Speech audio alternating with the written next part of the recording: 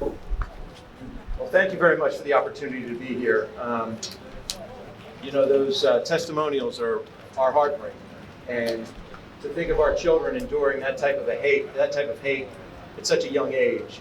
I'm the father of a 6-year-old and 9-year-old, and I just can't imagine it. Certainly, the reason that we're all here to make sure that these children don't endure this, adults don't endure this, nobody endures this type of hate and racism moving forward.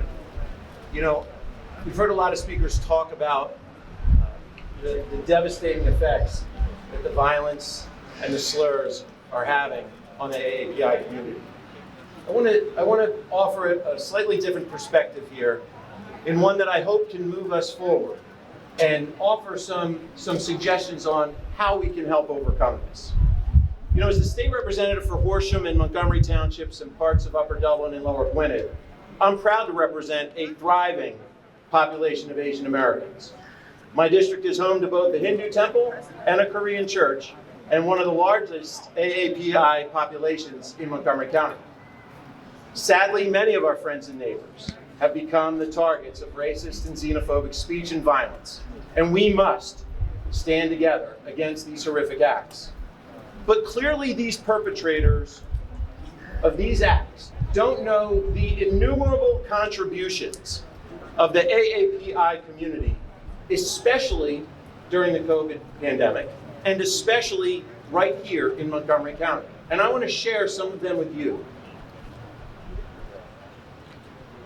About a year ago, as the world struggled to secure much needed PPE, personal protective equipment, Sharon Hartz of the Korean American Association of Greater Philadelphia and her group began sewing masks, which they're still doing today, and donated hundreds of masks to folks in our community who needed them.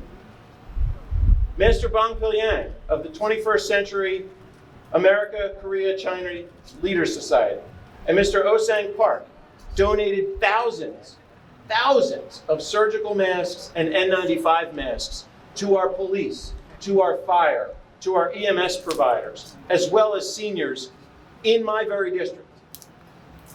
George Che and the Jason Medical Center have been actively working to protect the community from COVID-19 by expanding vaccine access. And very close to home, David and Kaylee C., the Chinese American owners of Wellness Pharmacy Services in my district, have been helping seniors and others by providing rapid response testing since early on in the pandemic, when it was critical to protect our population. And since then have partnered with me, and we've been working and have vaccinated thousands of seniors in our community who could not obtain this life-saving vaccine elsewhere. These are just a few examples of how the AAPI community has helped save lives in our community. We owe them a debt of gratitude for their selflessness and generosity during these very difficult times. Thank you from the bottom of my heart, and on behalf of all my constituents, thank you for your commitment and dedication to protecting our families. Dr. Martin Luther King said, "Darkness cannot drive out darkness. Only light can do that. Hate cannot drive out hate. Only love can do that." I'm here today to shine a light on the wonderful contributions of the AAPI community. And to drive out this terrible hate, we all need to raise our collective voices to show how much we love, respect, and appreciate our AAPI friends and neighbors. Thank you so much.